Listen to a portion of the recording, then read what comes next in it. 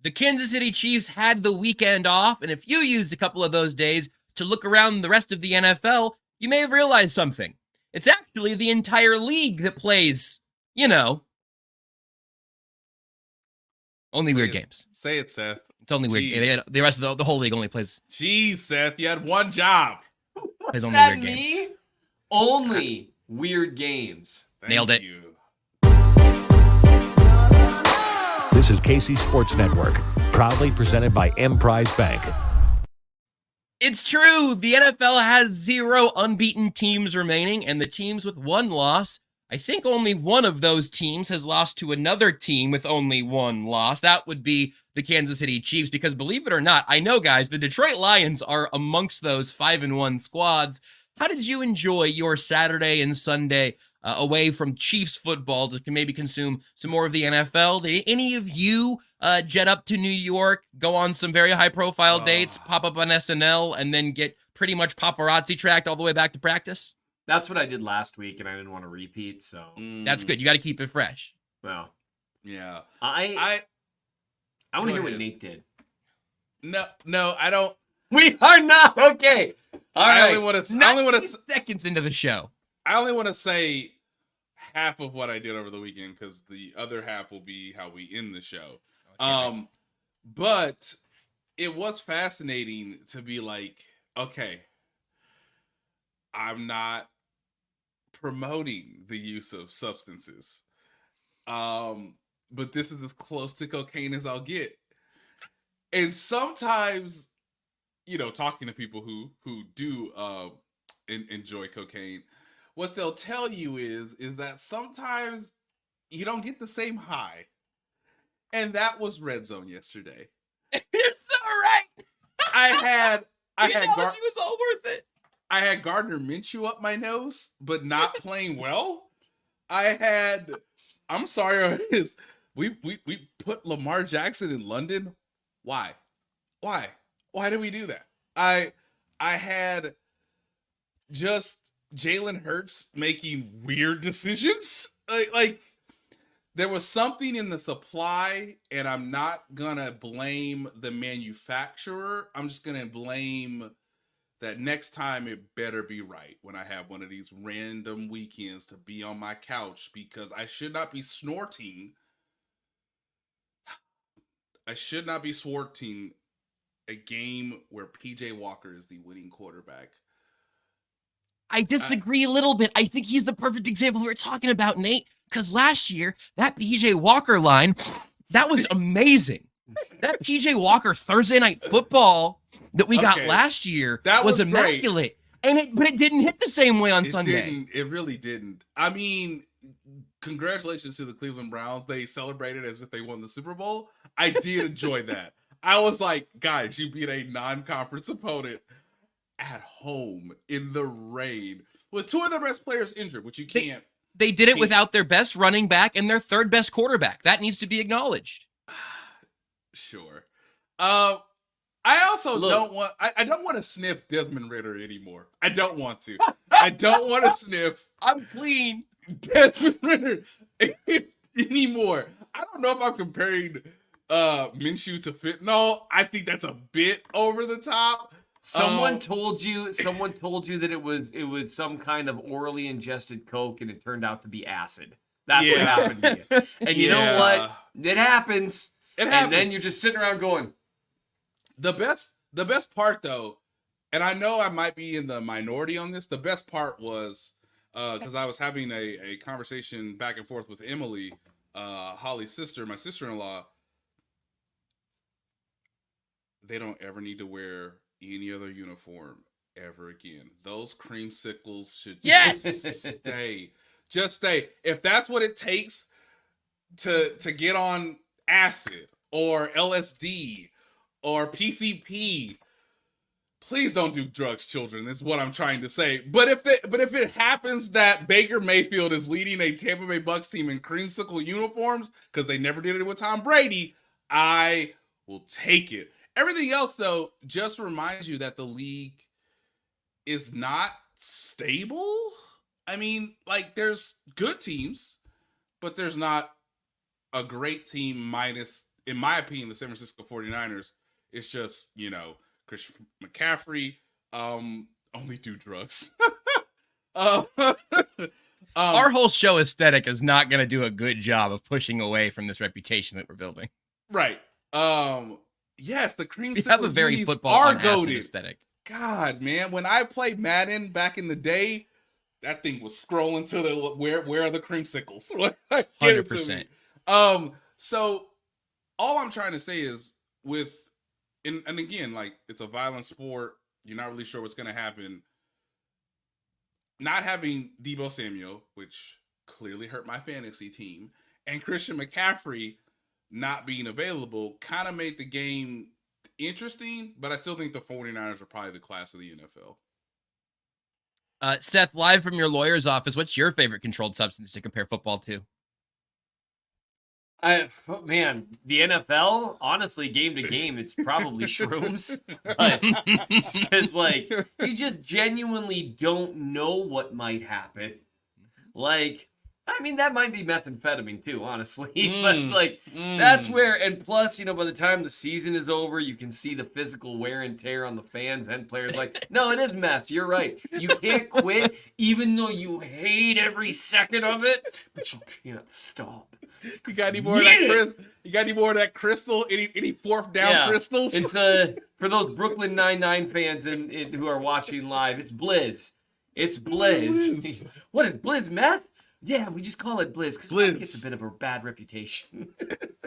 So no, the NFL is goofy, and it just it does go to show it's so funny how, like, we tend to melt down game to game with weird games. The reality is only weird games could be about a lot of teams in the league. And at least the Chiefs have some stability, and Andy Reid, to, like, the way things are weird are predictable. And we talked about this a little bit Friday, where Andy Reid was just like, closing his eyes, taking his play sheet, pointed right there. And, Nagy's like, Coach, you didn't even point to a play. Yeah, I don't care. Just do something. Okay. Tony, how's your arm? Just like, no matter what, you throw that jump ball to Jerick McKinnon, and so it just, at least we get predictability somewhat in our weird results. And it really does, the longer the season's gone on, and we'll see, the more like that week 1 Lions loss where the Chiefs needed to shoot themselves they didn't shoot themselves. The Chiefs needed to go full original Saw and just hack off their foot completely to lose that game. Their hands first, for sure. Yeah, definitely hands. I was going to go hand grenade that doesn't leave your hand. Yeah, they were just like, what do I do now? Boom. That was the Chiefs against the Lions, and they still barely lost without Chris Jones and Travis Kelce. Yeah. 5 weeks later, I love so much how the week after that game, like, there was some like, the Lions have arrived, and people were excited to an extent, but there was also a lot of like, man, the Chiefs really shot themselves in the foot. Now 6 weeks later, and this is how you know you can never trust narratives. It's like, well, they took down the defending champ Kansas City Chiefs in week 1, and no one remembers anymore. They forced Patrick Mahomes to throw a pick. Did they, though? Like, did they force him to? Is that really what happened? But it doesn't matter, because the next week something crazy will happen and people will be talking about that, and everyone will forget. I don't know why this is bothering me so much right now, but, like, our need to just, like, create narratives, this is like, we as a society can't handle a full week between games anymore. We can't. Why? We as a society have devolved away from what the NFL does. Like, we need games to be like every other day, and we can't do that because player safety, etc. That would be a not great product. And speaking of which, we'll watch the Chargers tonight on Monday Night Football after the Chiefs have played Thursday Night Football before they match up on Sunday. And yeah, the team with the short week has to travel. Just fairness across the board. Man, you hate to see it. Except I will see it. I'm excited. If the Chargers lose tonight, their game against Kansas City on Sunday for them becomes like, guys, we got to win this. Because what would that put them at if they lose tonight and to the Chiefs? Would they be like 2-4, 2-5? Yeah, I think so. And that's it. Can you really count on the Chiefs, as weird as they've looked this year, to lose 5 or 6 games? Not really. They're 2-2 right now, the Chargers, so you're right. Oh, okay. Because really, the Raiders right now are in second place. We're going to get to the second year in a row to where it's going to be, mid-November, and the Chiefs are going to be like, do we keep like running the race, like looking around, like stopping for a second, being like, guys, what do we do? And that'll be when they inexplicably lose by 30 to some team on their schedule. So that'll be fun. We'll look forward to that. The Raiders, to be fair, the Raiders have beaten the Broncos, 1 win, the Packers, who appear to be sliding with 2 wins, and the Patriots with 1 win. So who they got next, Nate? Who they got next week? They have the Bears. They sure do. They have the Bears without Justin Fields. I've already forgotten that man's name. I learned it. I said it earlier today. Forgot it already. But look, on Monday night in Trevor prime Siemian, time. that's his name. Oh God, no! In Monday night in prime time, October 30th. Why did they do this to us? Raiders at Lions. So look, they're the darling of the NFL. I don't know if anybody saw Brad Holmes, the general manager of the Detroit Lions, but I also was like, okay, they're 5-1. This is kind of a real moment. Like, I want to be like, act like you've been there before, but they really haven't.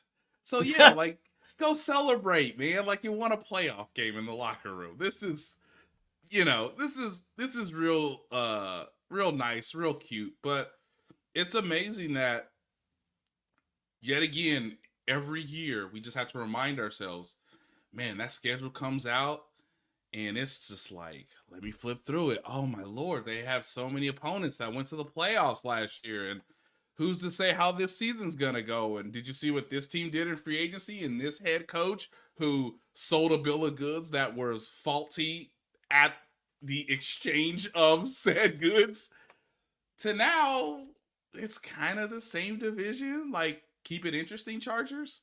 I don't know who's more angst to root for. If you're a Cowboys fan who knows you have a good quarterback in Dak Prescott, not sure if you have a good coach in whoever their coach is. And McCarthy, but I get it. Yeah, but I mean, that was kind of Are they not sure? That was kind of my point. Well, he's won a Super Bowl, and also not sure if your owner is competent, but like they drafted the best defensive player in the league. And Nate meant that in a legal sense. Yeah. Not an ability. Well, on one hand, you have, again, for the Chargers, you have a superstar quarterback who has all the skills. I remind people that, like, look, if you haven't watched Patrick Mahomes in person, you should try to move heaven and earth to do that with whatever financial means you have. Not far behind him is Justin Herbert. That ball flies off his hand. Oh, the way he quick releases, the time decisions, the deep ball. He threw a pass last year, and I believe in SoFi, where Joshua Williams was like, I got it. And then, how is Keenan Allen behind me, and how is the ball still traveling? How? Right. So he's really impressive to watch. But also, do you have a good coach? Is the owner competent? They're kind of the same franchises playing one another tonight. So, I'm very intrigued to watch them. Except one is incredibly popular and the other is the Chargers. Right. It might be a home game for the Cowboys tonight. Yes. Yes. I think it would and by might. Yeah. I might eat my weight in barbecue on Saturday. I might say something about my wife being hot during this episode. Like that. That's the level of might there. Big might. Free space. Big might. So, can I explain to everybody that I watched the all 22 of this Chiefs Broncos game twice? Nate's coming for my job. Particularly on offense. No, it's just I think this week I'm gonna write about Rashee Rice. So I'm behind you in the trail there, Seth. Yeah, it's real, guys. I think it's real. I think the Rashee Rice potential is real. I think there's some spottiness with the offensive tackles, Donovan Smith and Jawan Taylor. That is not penalty related. And look, Mahomes. I know you charted this, Seth, and I guess my question to both of you guys is: watching from the All-22, it looks like Patrick still wants the big play, even when it's not necessarily there. And there's just a lot of crossing routes or short available routes that he's just like, nah, that's Sky Moore. Where's Kelsey? Where's Kelsey? Where's Justin Watson? You know, hey, let me go look at MVS, even though there's two guys trailing him the entire way.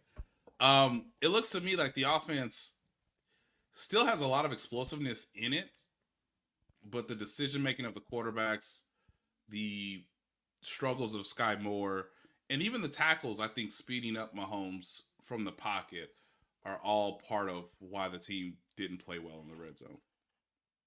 Well, we need to talk about the red zone some. That's essentially where this game ends up turning. We will talk about some deadline stuff. Also, in the back half of the show, I'll make this known now so people can begin to leave their comments as they go. We're going to do the thing where we say we're going to take some questions, and then you're going to have to stick around for the whole show to find out if we actually do or not. But it's really my intention to actually take some questions from the comments in the live video here. Tucker will throw some up on the screen later. We'll take them in real time, and I think that'll be fun. So if you have questions now, then you can go ahead and leave them, and hopefully Tucker will be able to kind of follow those along. And we'll talk about the trade deadline things. Also, what Andy Reid had to say about Frank Clark and where that heads. But Seth, someone please ask about Frank Clark. We will talk about Frank Clark. I will make sure we talk about Frank Clark if no one in the comments does. But Seth, since we're in the red zone now, are we going to convert this one? Us? Yeah. Based on history, probably not. No, I didn't think so. But I do know this. What you see in front of you, this is how the sausage gets made, people.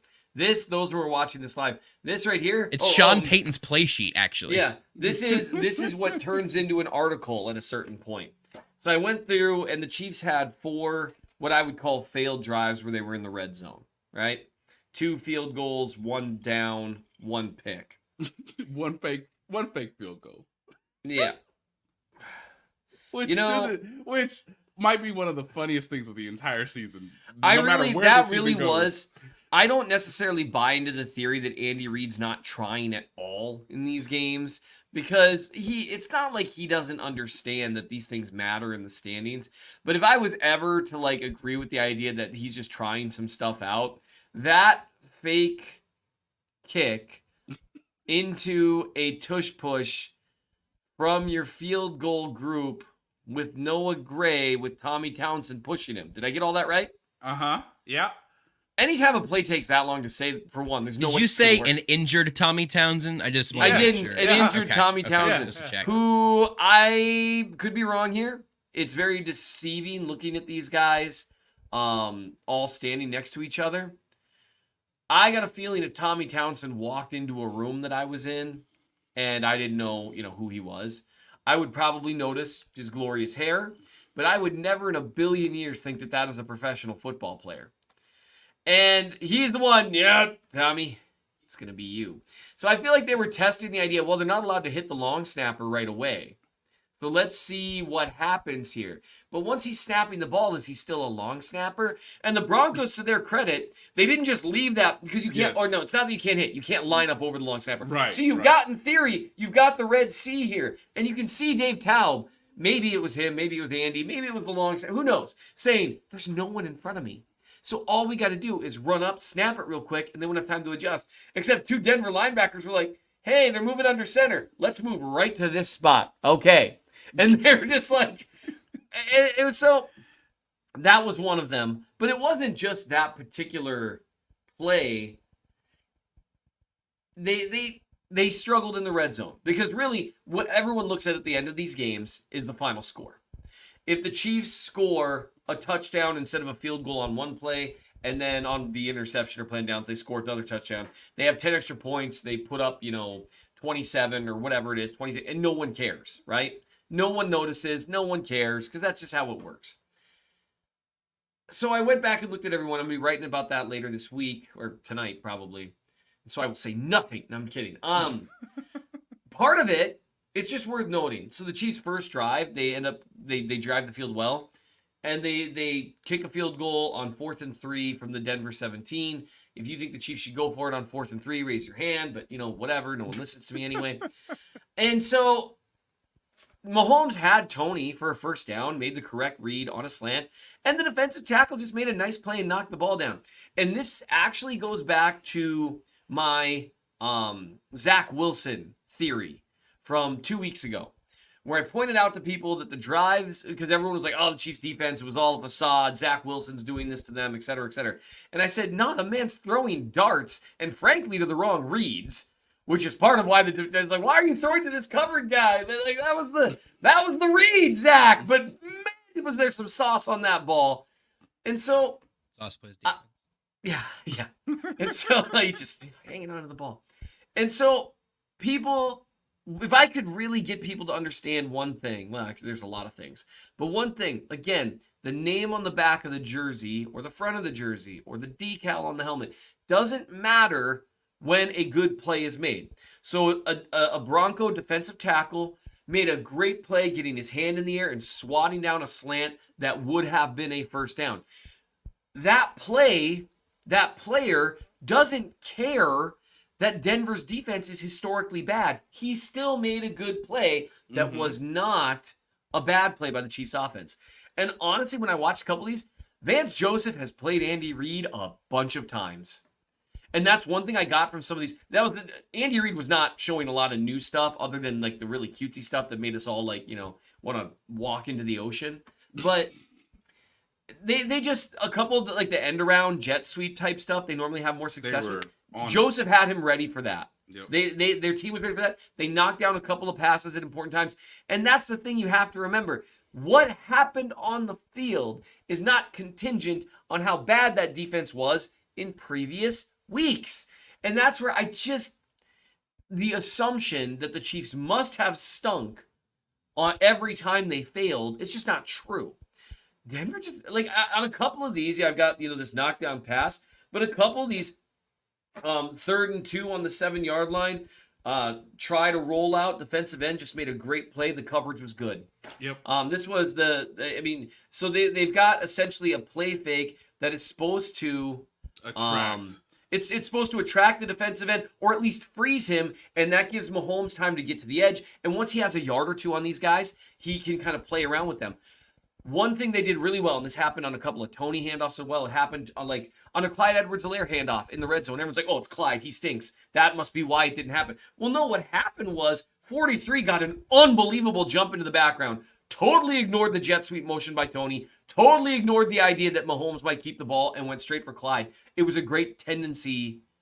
It was a well-coached tendency noticer, I guess, for lack of a better term. Yeah, you recognize the down, the distance, the formation. Yep. And you're making educated guesses as a defense. Yep, and they know, okay, it's 1st and goal from our 8. Mahomes never keeps this, and they're not doing the jet sweep on that. He's handing it to Clyde, and the guy made a great play. Clyde, to his credit, actually shook him, but the rest of the defense closed in. So some of it, I hate to say, because it's Denver, and I never want to give him credit for anything, but when you start narrowing down the sample size to red zone plays, now you're suddenly talking about maybe 10, 15 plays, and you get in the realm of small sample size. If weird stuff happens, it's going to destroy everything.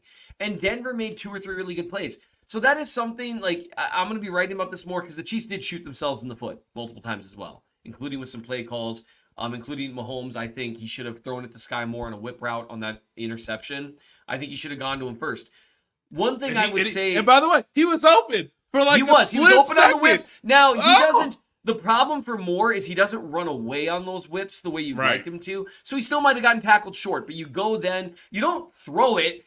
So you see what Moore does. He tries to go around. He wheels around, yeah. And then Mahomes like, oh, well, I'll give him a one-on-one chance, which is a great to trusted receiver. The problem is he had a guy hanging onto his leg, and then another guy smacked the ball. So probably just eat the sack there. You know what I mean? But when people ask, when does Sky Moore get open? That is the one snap that I can count on where I said, it is a design ran for him. He wins on the route. Yep. Ball is not there. It's not. That tells you more about the quarterback in some situations than it even tells you about the receiver. Right. Well, and the interesting thing with some of these Sky Moore things is I would like to see them ISO him up a little more and give him a few more of these one-on-one opportunities, because he did buy separation against man coverage a couple of times, but he is not generally the first read. Nope. And whether that's Andy Reid or whether that's Mahomes, once he's at the line making that call, I get it. But it also means occasionally, when you come to the backside, well, he's not open. It's like, well, he was. And for what it's worth, people that are watching this, in the terms of the way I chart snaps, if you go through the first read, set of reads on this side of the field, and by the time you come back, the other guy's open, but he was. That's not really a missed shot. That just, that's not how progressions work. But it does mean that there seems to be a disconnect between what Moore is doing sometimes and the opportunities he's getting. The problem with him is it's not necessarily consistent enough.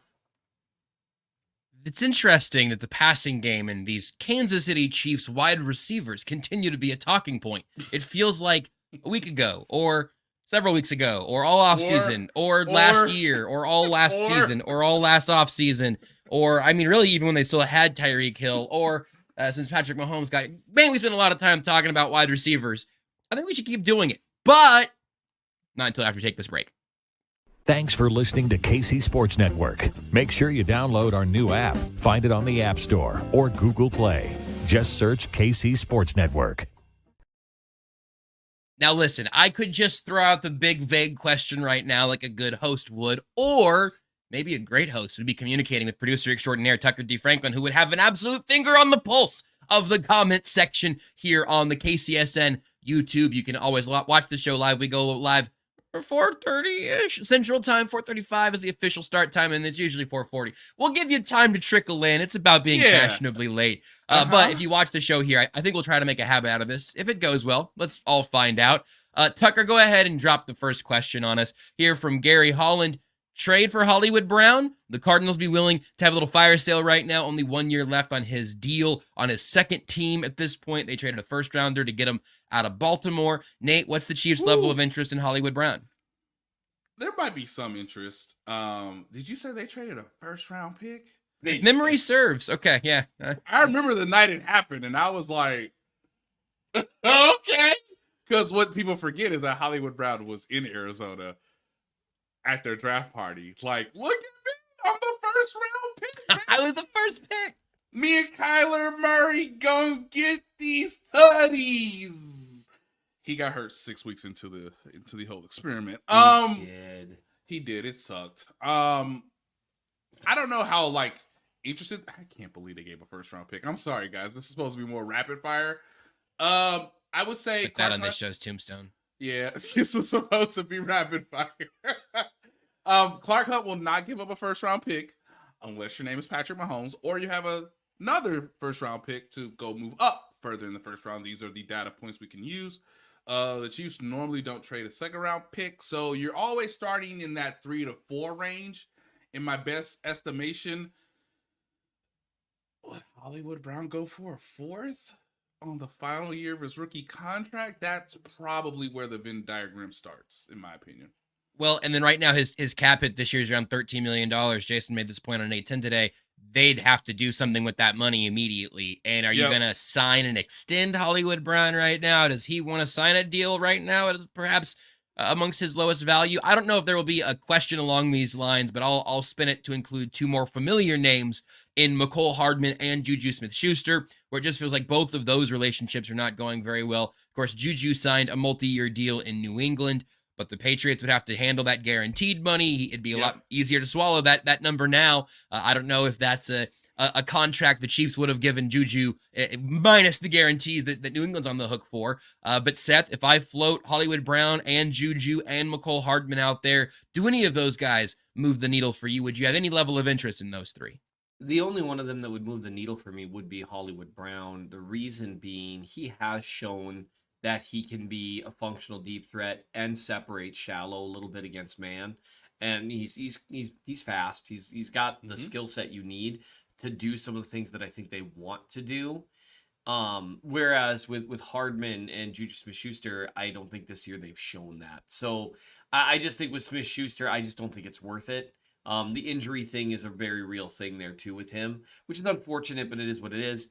I think Brown, of those guys, if you're going to trade for a receiver, it doesn't make sense to me to trade for anything other than someone that you feel is a clear and consistent upgrade over what they're getting from basically everyone in the room.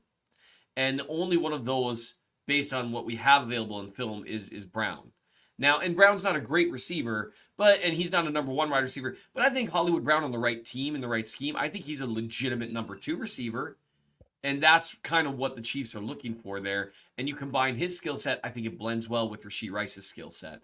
And that, I think, should become more and more of a consideration when you try to think about things moving forward. When you look at what Rice does well, I think you got to start thinking about who you're pairing with him. Last year, they did a great job pairing Smith-Schuster and MVS. Now it's like, who fits well with Rashee Rice and, I don't know, Justin Watson, So I think Brown's the only one that makes sense there. I think they have guys in place that can do the things that Hardman and Smith-Schuster can do. That's kind of interesting, because are you saying that's Sky Moore for the Juju stuff? Or is that a combo group? Here's my little contrarian angle on it, is that I have not seen a moment of Juju in New England that has done anything for me positive or negatively. I know what he looked like here an hour and a half ago, and how the Chiefs used him, and how that worked, and at the new price tag, I'm interested. I'm not moving heaven and earth, but I'm interested. I think it would just depend on, I know there's been health stuff again this year. Yep. And that would really spook me. Long term, it's less spooky, though, because that guaranteed money is not hanging around on your balance sheet. No, 100%. If you could plop exactly what they got from Juju Smith-Schuster last year into this roster. Oh, sure, yeah. And he's with Rashee Rice, and because there's some overlap there, but not too much. You could figure it out. I mean, that would be kind of nice. But I don't know why. When I've looked at a very tiny bit, every year he looks a little bit less explosive, even when he's on the field. Yeah, that's fair. I think that could be Mac Jones's fault, just sort of psychologically. But I mean, I hear it. But that's a good physical note. Tucker, what about the next one? From Brent, how many draft picks would it take for Tennessee to send D-Hop to Kansas City? The Titans, a team that got worse by trading away A.J. Brown and essentially replaced him with Treylon Burks on a rookie deal. They get Hopkins. Nate, we know the Chiefs and Hopkins were at least connected some this offseason. Any spark of life there? Yeah, they were flirting. I mean, you would only give up one pick for a guy of his age and stature in the league. Again, now I have to remind everybody that this is how most teams in the league view a Chiefs pick, okay? And this started to occur last year, even before Kadarius Toney was traded. You have to, not all picks are equal. Right. So if the Chiefs are going to win their division, which they are on path to do, as they've done for the last 7 years, that compensatory third-round pick in many teams' eyes is a traditional mid-fourth round pick. Anything in addition to that is you have, it's a watered down, it has a number on it, but it's watered down.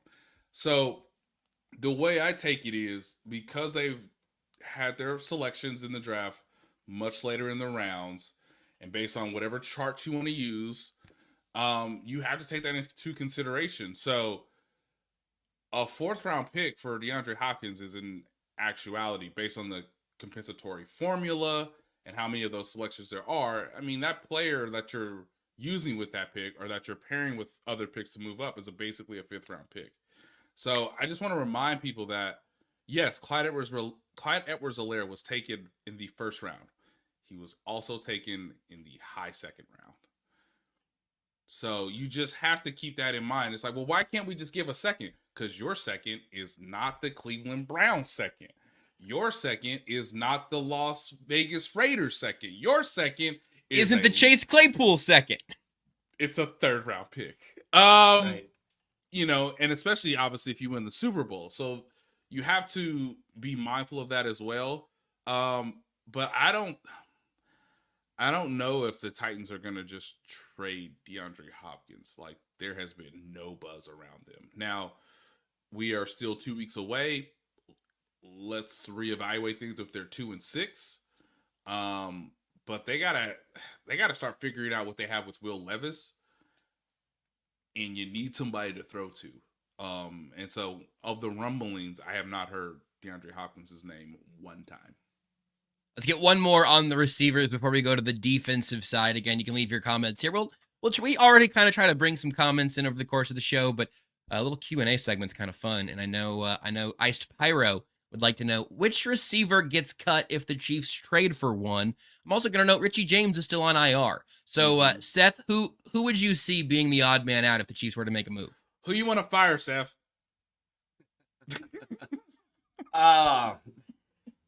Man, I'm sorry. I had to do it. No. I mean, well, because Richie James being on IR means he's off the table. I think they currently have a wide receiver who is also exclusively returning kicks. Correct. Yeah, it would probably be Montrell Washington, which is a kind of a bummer. Now, who's returning kicks? He's played well. He's done really well with punts and kicks, and honestly, with some questions with that last year, like it's been nice to forget about it. Yeah, although here's the one thing though. If you are confident that you're like, okay, this is Kadarius Toney's role, he's not your number one wide receiver, let the man just get back to returning punts and kicks because he can do it. Mm-hmm. And so I just don't think that lets him keep around. So I would say Washington, but I'm not happy about it. Like, I mean, honestly, it wouldn't happen with certain players. But there are maybe veterans or veteran on the roster who had their role subsumed by a kind of journeyman type dude. And why you got to do this? Why you got to do happening. this? You're right. So that was I thought that could have been. Yeah, it's not happening. No one has been a stauncher defender of MVS than me, but man, he is like out of the target rotation right now. It feels like it just, and so I really don't think you'd actually cut him. I don't think the Chiefs would. And I'm the one who was like, I'd be shocked if they got rid of his in the third year. Although something's got to change clearly because the usage right now, if Justin Watson's enough to keep teams honest deep, which he kind of has been this year, which is weird, but it's what happened. So, I mean, I don't know what you do with that $11 million cap hit next year. Like, had he just done exactly what he did last year, this year? Yeah, here's the thing, Seth, is I feel like I've been just like drafting your MVS takes for the last year because I feel like I have found myself maybe not as a full-on apostle, but just sort of like a sharer of the word of no. So what the Chiefs are actually doing with MVS is, and this year it's turned into, so what the Chiefs are actually doing with MVS is, well, what I think they're gonna do with MVS is actually it's a little bit different this year. It has been. Josh, one of my favorite parts of Moneyball is when Billy goes in and says, "Hey, you gotta trade him. You gotta inform this man that he has been traded to the Philadelphia Phillies, and that Miss Sheila will get you your plane ticket." We need to have this moment with Seth. Seth, we've made a trade. We got Craig. We need to sit this person down, and you need to release them. Okay? That's all I'm saying. Who are you cutting then, Nate? Who are you having this difficult meeting with, other than Seth? So he's delegated it. So I have to. Hey, that's a good general manager. Hey, yeah. I'm a good up and comer, whippersnapper. Hey, come in here. You gotta be accountable for when you sign them, and you gotta be accountable for when you cut them. Do it professionally, and then get out of the door as soon as you can. Do I have to cut someone? Well, no, we could just not trade for anybody if we're in charge, which is kind of still what it feels like is going to happen. Right, which I think is probably the odds are still in favor of the Chiefs will not trade for a receiver versus they will. I think it's interesting to ask in maybe a slightly different way, who on the Chiefs receiving depth chart do they have the least planned for? Because, or currently happening for? Because Justin Ross is the guy they have the least for right now. Yeah. But I don't know if they actually still believe in what they're going to do in a year because his snap count's still very limited. Right. So what you would ask is, can we waive Justin Ross with the ability to retain him? And then you got to put the feelers out there. What does the agent think? What does the player think? I'm not giving up a third rounder and Justin Ross for Hollywood Brown. That's just my line, I think. So if that's the case, then yeah, then you go with what Seth has done, which is, in the employment for Montreal, which is just uncouth. You can maybe get another standard elevation out of him, keep him on the squad. I don't know. Let's go defensive here, Tucker. Next up, a name that is swirling around, is very familiar around these parts, from Joni Hopkins. Is it just me, or does Frank Clark look good to us? Like that 1X looks good? Like we completely forgot the issues in our relationship? Joni, on Instagram, no, God. I will add whatever that social media. She just got way less expensive for whatever reason, too. I don't know what the real-life analogy to that is, but I do know that Frank Clark is a little less expensive. Yeah. He is a free agent as we speak right now. Nate, what's going to happen? Oh, how's she doing? Oh, interesting. Oh, she asked about me. No, I've been doing good, No, just chilling. Mostly chilling. Just kind of chilling. Most the same. I haven't. I've been on a few dates, but it's not. Yeah, I got in shape again, actually. My abs. I wouldn't say anything serious is going on.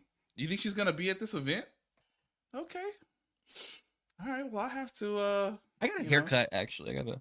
Yeah. I could. I could move some things around on my schedule. I could. I could see if I could come through. Casual, like just casual, but like, yeah. Like I'll show my face, Yeah. I mean, we can always chat. I mean, there's nothing wrong with chatting. There's nothing wrong with a little chat.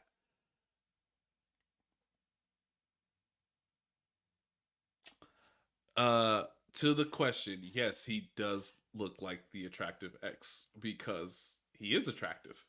Because you see what it's like. The Chiefs have a interesting situation where I get the sense that they would like to see it for another week, maybe another 2. Seth has been very demonstrative in wanting to see Charles Omenihu alongside Chris Jones. We have not seen that. We have been prevented from that per his violation of the personal conduct policy. So, can you just sit tight for a few weeks? Could you? I mean, we don't have to do this thing right now, but like, you don't want to go anywhere, right? You're in town. I'm gonna be in town. I'll be in town for a few weeks. I'll be around. Look, Seth adores you. He appreciates you. He understands everything that you bring to the table. But as general manager of Only Weird Games, we got to let Seth see this Charles Omenihu thing through. And, Carlos Dunlap is still in the wing. So, why am I the bad guy in every conversation? Look, the player personnel director, Mr. Keysor, says we signed him in the offseason for a reason. And we offered you a contract that you found a better offer. And right now we don't have to we have time. There's time on our hands. So does Frank want to be with the Chiefs? Clearly. I mean, he was in a relationship with somebody and now he knows that he let them keep half to get out of there. I mean, look, I was just messing, right?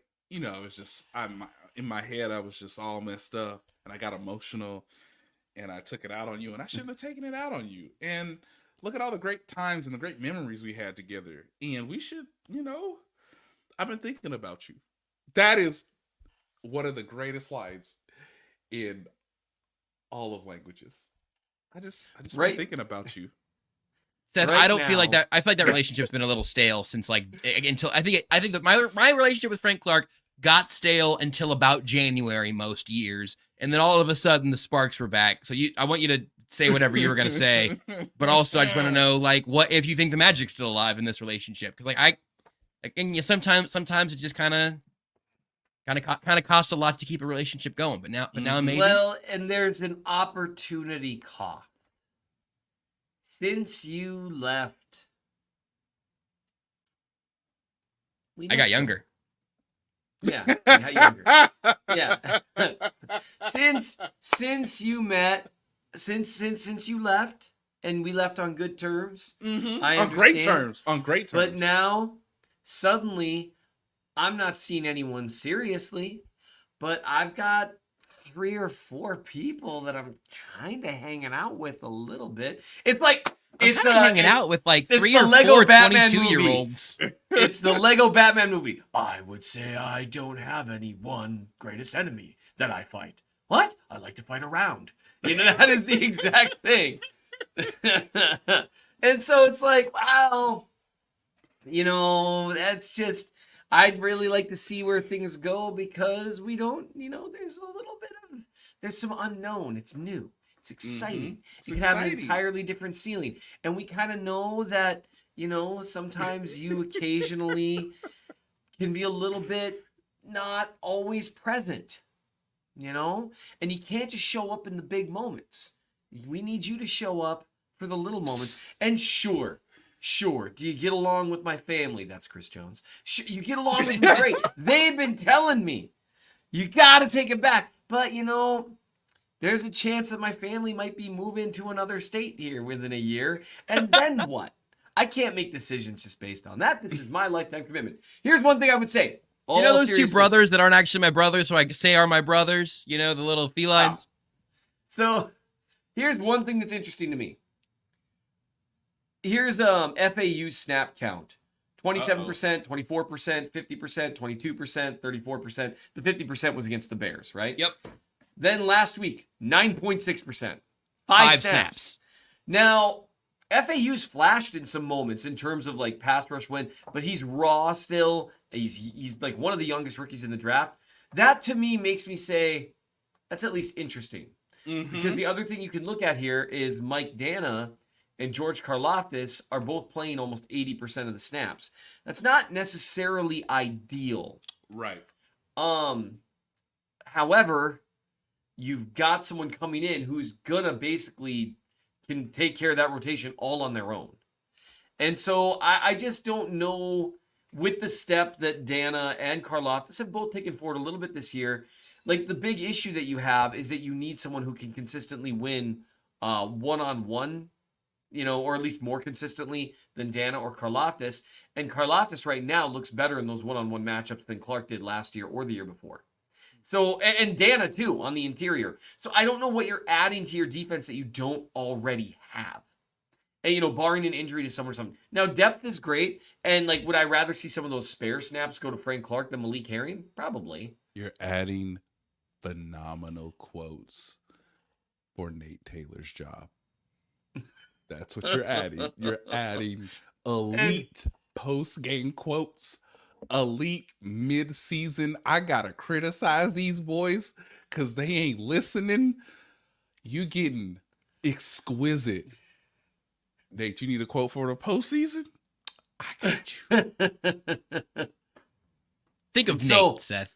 Yeah, I should. I should be, and I don't know why I wasn't. So that there are good reasons. You want to write another story about me and Chris? You want to write another story about me and Chris? Go ahead, baby. Go ahead. But that's part of it. Do you bring in a guy that was treated like a star, even though his play wasn't necessarily commensurate with it for years, and now this defense? Hey, man. By the way, you are behind not just Chris, but you're behind George. You're behind Mike. You're behind Charles. You might even be behind Turk in the rotation. Can Frank Clark handle that? Here's my one little roster note again, is that Neil Farrell, B.J. Thompson, and Keandre Coburn have been healthy scratches every week this year, right? Like, yep. You've got 3 healthy scratches on your defensive line on the active roster right now. I don't know what because it doesn't just mean Malik Herring out, because now you've got to, I don't know if he gets to the practice squad or whatever. Maybe the idea is to get Clark to the practice squad, but like much like with a receiver right now, they don't have too small a number on the depth chart. It's a matter of the guys who are actually there. Let's talk about another element of the defense. Tucker, bring me that next comment, because we're talking about things the Chiefs do or don't have. Another good problem for the Chiefs. Ross Sawyer says, pick one, Drew Tranquill or Willie Gay. Why do we have to pick one for what? Who do I prefer? Who's been the better player? I didn't write the question. I just read it. I'm Who sorry. do you extend after this season? Ooh. Who do you extend after this season? Willie Gay. Who does Steve Spagnuolo want to extend after this season? I mean, that's you're just asked the opposite question. I mean, that's all you did. Come on. Yeah. I think people just, it's undeniable. If there's any money if there's any money left after the Nick Bolton mega deal, does the NFL have super max contracts Nick yet? Bolton mega deal. After that, then we'll see what money's left for the rest of the linebackers, Seth. I have been told by I'm already getting this reputation as feeling some kind of way about Nick Bolton. Let me cut this off at the pass. No, you don't just like Nick Bolton. You just like better linebackers like Drew Tranquill and Willie Gay and Leo Chanel and Anthony Hitchens and Damian Harris and Jack Cochran. Let me just say this. Leo Chanel is not a better linebacker and than Luke Nick Kuechly Bolton. right now in 2023. I think. Did you say that let me correct you? Leo Chanel is not a better linebacker. You skipped the first. That's amazing. You did the thing. You're good at this, Seth. You mother bleeper. I think Nick Bolton is a more consistent linebacker than Willie Gay Jr. Sure, that's fair. Consistently average, right? Here's the deal. Bolton does some things that are important. He's a good tackler, and really that missed tackle at the beginning, he was getting blocked. I mean, that was kind of a rough snap overall. It wasn't like he just whiffed on the guy. But it is just, it's so tough when you always have to push back against the idea that maybe a player is elite, that you end up sounding like you think the player's terrible. And I wish that weren't the case. Linebackers getting a pick is really hard. He's so good at coverage. That was a good pick. He got great depth there, and he filled in when Tranquill went up to cover the linebacker. That was great team defense, and it showed some growth. I love it. I hope Nick Bolton is an incredible coverage backer by the end of the year. Wouldn't that be amazing? Seth. Gym rat. Film rat. And he is a guy who signal caller. Exactly. Thank you, comment section. Nick Bolton's contract isn't up after this season, so we don't need to talk about Nick Bolton every time. It's better to get in early than late.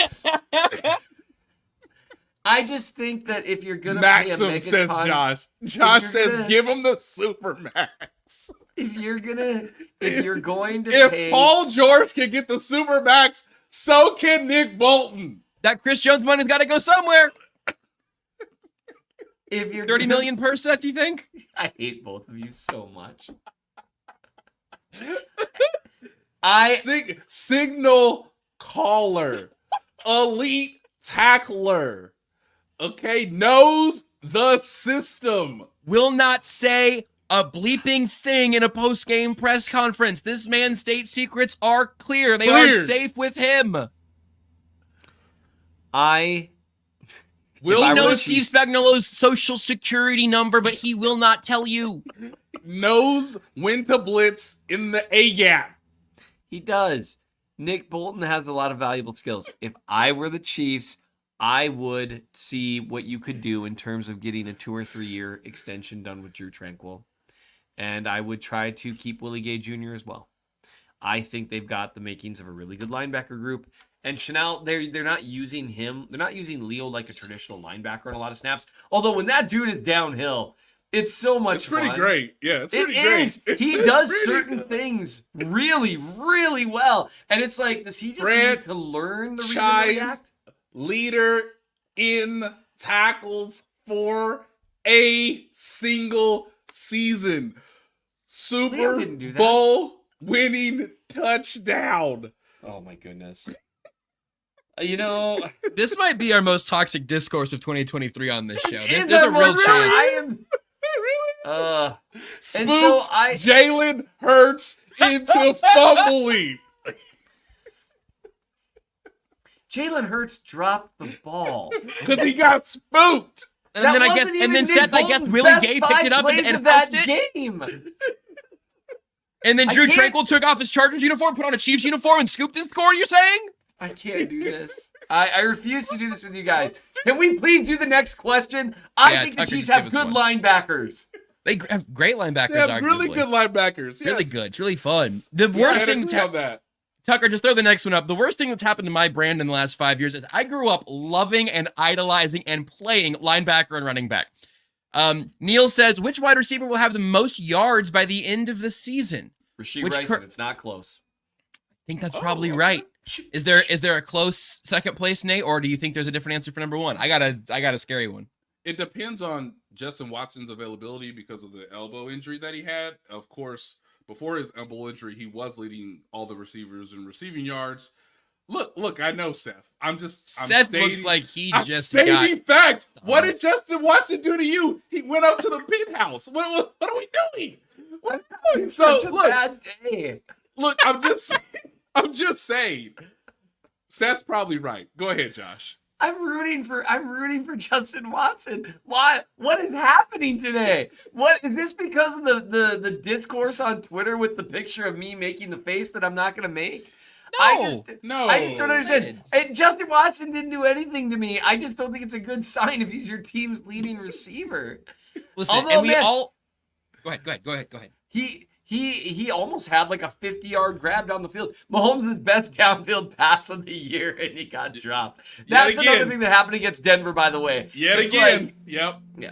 It just if Sky Moore dropped that pass, he would have gotten crucified. Oh my goodness. Well, and people would have wouldn't have gotten been mad there, at of course, Watson but- too, but you can't really get mad at a guy when he's like in so much pain that he's twitching. Yeah, You're no, like, I was how not. could you jump? Oh, man, I hope you're doing okay, buddy. Just like, yeah. Look, so- we all know that the leading receiver could the rest of the way be Nick Bolton if he switched sides. But since he probably won't, I want to make my case for Kadarius Toney one more time. He moves. Not it's not my answer. It's my second place answer. I agree with you, Seth. It's Rasheed Rice. But my little like long shot whatever is that I can't quit Kadarius Toney, and I don't think the Chiefs can either. The way he moves is different. It's just different. It's just different. And I don't think he'll lead them in receptions or yards. I don't think it's going to be a leading category. Certainly health being an ongoing concern. But I just want to mention Kadarius Toney in the wide receiver conversations because I just have this nagging suspicion that me and Brett Veach are both in late hours of the night just watching Kadarius Toney highlights on our phone laying in bed thinking like maybe this week will be the one. But that might just be me projecting. Let's take another question when you get a chance to, Tucker. And one that you can tell me if I'm right to continue loving Kadarius Toney. I just do want to say I think there's a decent chance Rasheed Rice finishes the season with 1,000 yards. Ooh. And that doesn't mean I don't What's think he at you're right gonna now? suddenly he's on pace for like 650, something like that. But I mean, I think I don't know. That's partly a good thing, partly a bad thing. I think some of it is other guys don't seem to be seizing that role. And I think the more with Mahomes, we've seen this before. The more you perform with Mahomes, the more you are going to get the ball. Yeah. And I can't be the only one that noticed him turn 3rd and 17 into like 4th and 2. Like and he moves well. He was actually open a couple of times. We talked about this a little bit. Where like on a scramble drill, he's already adjusting to that scramble drill really nicely. And so I think there's an off chance he ends up with 1,000 yards and suddenly the whole Brad Veach can't draft receivers thing kind of tones down a little. It's a good point when Mahomes kind of sees that trust and when you see how Rasheed Rice moves, he moves like Nick Bolton in space. I mean, it's really special. What's next here, Tucker? From Deadwood, do we have 2 7-1 teams squaring off for the AFC home field in Frankfurt? A really funny little detail there. Of course, we knew this game was in Germany, but playing for home field advantage in the AFC in Germany is hysterical.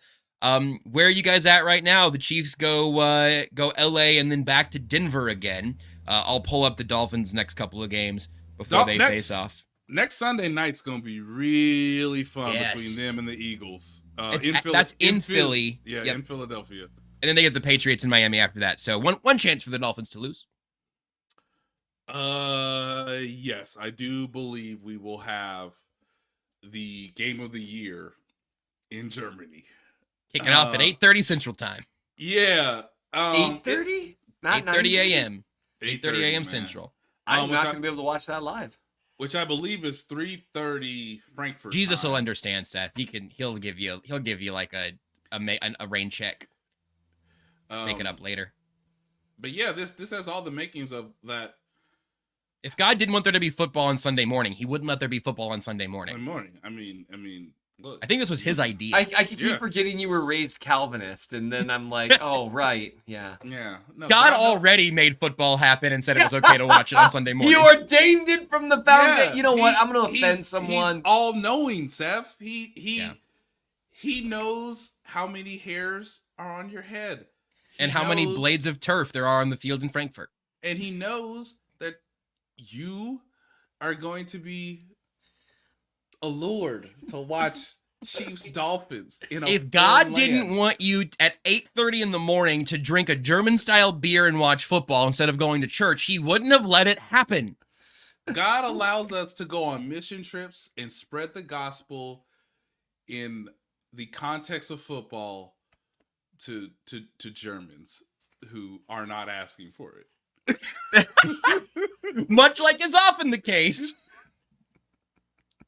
I just don't understand what's happening today. So I just want to remind people in 2018, you should really, it's one of my favorite things to do. Every 4 or 5 months, because I remember everything about that time of the year, the way the air smelled, the fact that it was in Los Angeles instead of Mexico City because of, shout out to Shakira, my hips.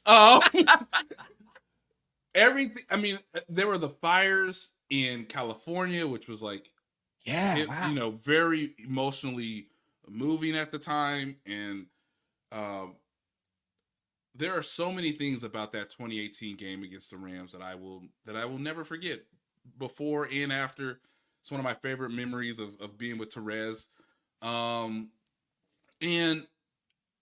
guys, they almost had that game in Mexico City. So of course both of these teams are going to be, with one loss on the other side of the world. So go on YouTube.com.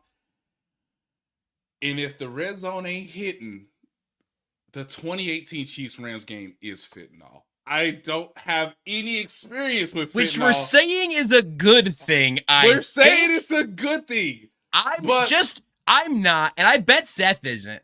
But no, might be. I'm not saying that it is the equivalent. I'm just saying that this is the analogy that we've used that I'm circling back to. It's like cocaine with the best, I don't know. Obviously, I don't do drugs. Clearly, you guys can tell from all of this. But, guys, 2018, my God, man. Are you wearing a wire, Nate? Is this whole thing a sting operation for me? Because I know Seth's whole deal. I'm in a hockey jersey. I look like... Guys, there are literal snaps where the matchup is Aaron Donald versus Cam Irving against the greatest football player on earth at the time. It was, ain't nothing gonna be like that 2018 Chiefs Rams. So I'm hoping that it's somewhat similar, that both teams will see the moment for what it is, will work hard enough to get to that moment. And then, who doesn't want to see Trent McDuffie against, who? Who doesn't want to see that? I think I think that's a great question about that matchup. I think that'll be a fun game.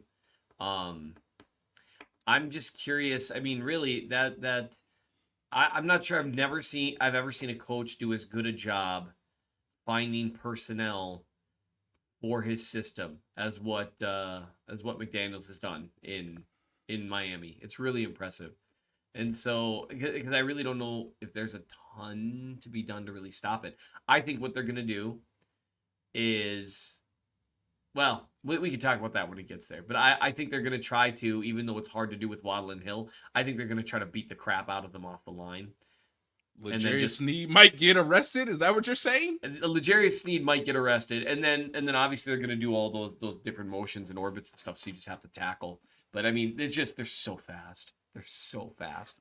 They're as fast as someone gave me a great quote when I was writing the 2018 Chiefs, because this is when Sammy still had a lot of his explosion. Oh, yes. And I if it was for The Athletic, I interviewed is a strong word there. I talked online to people that I knew, and one of the quotes I got was that one problem with the Chiefs is you can't practice for their speed. And this is when, they were just too fast all over the field. And this is 2018 version of Travis Kelce, he's still by far the best receiving tight end in the NFL. It's not even close. But he was more explosive. So Chris that you could Connolly was their fourth receiver, y'all. Right. And Connolly, he could fly. Once he's like MVS before MVS was MVS. And so they're really, you couldn't practice for that speed. And with the Dolphins, I think it's even more extreme because of Hill and Waddle might be the two fastest guys in the league. So that's an interesting thing. That would be fun though. 7-1, go in with a ton of hype and have it be a whole deal. People are like watching bleary-eyed, on Sunday morning, just like, what is happening? That would be fun. And I'll watch it on replay on NFL Plus at noon. And God will still love you at that point, and that's going to be cool. The rest of us are going to have to deal with that. But I grew up Nazarene, so maybe. Look, Cam Irving is an NFL player. He also proved that dude is the greatest player who's ever played that position. Like, no, that was rough. Oh my god! And you know what? And I they will still not score hear 50. They still score 50. That was an unbelievable game. Nuts. I would just note, anytime Cam Irving comes up, all-time glue guy. All-time glue guy. I will never forget one of the first games I covered live.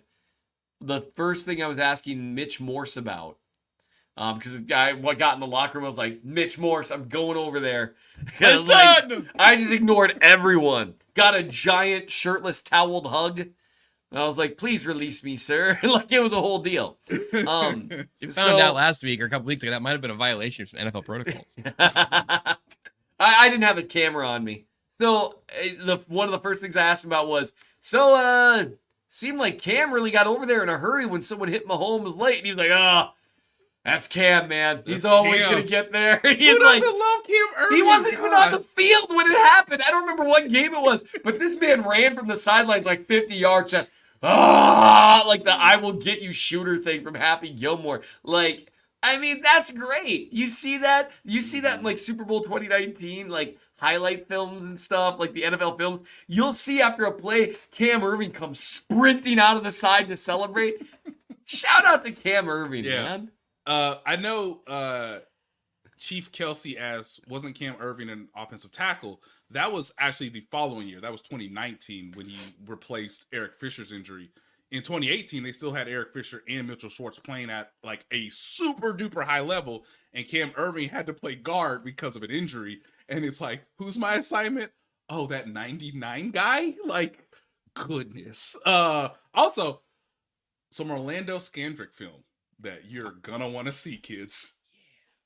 All right, that's what I needed to go revisit that game, but now I'm finally sold. Hey, 22. We're gonna tell everybody Orlando cannot cover any of these dudes because his legs were toast at that point.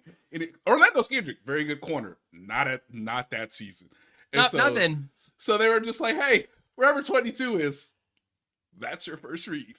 Jared Goff. And he's like, wow. Yeah, all right. Pretty much Jared Goff's like 22. Sean, just tell me when to throw it. Ready? Yeah, right. I was like, man, this game is really easy. It's very simple when you know where to throw the football. Yeah, this game is so easy. It's like, where's 22? I'm throwing to that guy. Yeah. Oh, that was rough. Seth is charting snaps and will be writing that story that we alluded to earlier up in the Chief in the North newsletter. mnchiefsfan.substack.com is where you can find that when that thing goes live. I don't know what else you have in the hopper. Mahomes film review at some point. And then Nate, what you said earlier, you may write about Rashee Rice. Anything else cooking right now over on theathletic.com? There might be something fun and interesting later on this week. Spicy. May relate. You should I give one more tease? You can give a little tease. Or we're getting a show on Thursday again also, so you can tease on Thursday if you need to. Well, I don't know if it'll come out on Thursday or not. Let's just say it involves the guy who wears 15. For the Chiefs? Yes. 15. Oh, okay. Yeah. Interesting. Yeah. I haven't even told these guys about the story yet. That's how under the wraps. We talked about Chris Conley and Orlando Scandrick and Cam Irving. Those are kind of none of them were 15. I'll keep thinking about it. I'll figure it out. Yeah. Meanwhile, if you're out and about tonight and you want to listen to what should be an excellent Monday night game, especially with the Chargers on the docket for the Chiefs, Cowboys, Chargers will be on Sports Radio 810 WHB, as the primetime games always are in your home for the NFL in Kansas City. So you can check that out over there as well. And with that being said, Nate, you said you had a second half of a story to tell us on the way out of this episode of Only Weird Games. Now, gentlemen, with the Chiefs not playing this weekend, I hope you did your responsibility. I hope you had that quality time, the words of affirmation, maybe even a love language of a gift. I'm going to gift you these pumpkins that you can roam around and see the things. And the kids will have a fun time. Of course, I went to the pumpkin patch, my friends, on Saturday and had the hot cider, had the donuts. Scrumptious. Man, as we're collecting our pumpkins, it is made aware to me that there's a large gathering happening. And me, the reporter, just goes, "What's going on?" And my son's like, very curious. So he runs in and gets into this large group. And this is the episode, or the time of the episode, where I want to give a lovely shout out to Ryan, Colin, and most importantly, Sean. Now, I believe it was Ryan and Colin who saw me and I saw them. Of course I have pumpkin spice latte energy. Who doesn't love a good PSL? Of course I do. Do you really want me to write about Todd Collins? Anyway, this is for Sean, who brought his wonderful bride-to-be, to which I'm sure she was like, why is everybody here? Oh, there's my grandma, there's my friends. What's going on? And we were moments away, or moments thereafter of Sean getting engaged. So wow. Okay. Congratulations. It was a lovely, the champagne was out and I was like, can I get a glass? But I was mature enough to resist that temptation. But Hayden, however, hammered one. Oh, easily. One and done. But for Ryan, Colin, and Sean, they listened to the podcast. They immediately screamed "Only Weird Games" at me. Family members of a certain age looked back like, what is going on? And then I said, is this a cult? Arguably. It's a chance. You could say. But yeah, this is I will always remember that the 2023 season, on the one Saturday I will go look at pumpkins and drink cider, is when Sean got engaged to his wonderful bride-to-be. So congratulations to them. Definitely wanted to acknowledge them here. The only thing pumpkin spice should be used for is pumpkin pie, not coffee. Yeah, I'm gonna have to disagree with you. I'll drink just about anything with caffeine in it. So as this show proves, week after week after week after week.